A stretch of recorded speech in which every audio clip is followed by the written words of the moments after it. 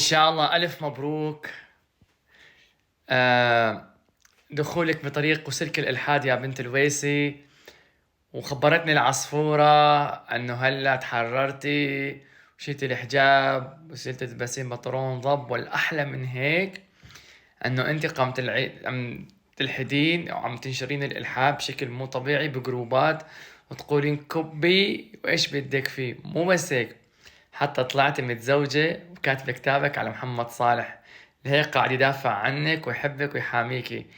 قال ايش قام تعملين اوس بيلدونج بكرة عنده بالسويد، تنظفين من تحته وتشمشمين ان شاء الله. الف الف الف الف مبروك. هو اللي بقلتش يعني، قال هو قدوتش صحيح، والملاحدة قام يزفونشي.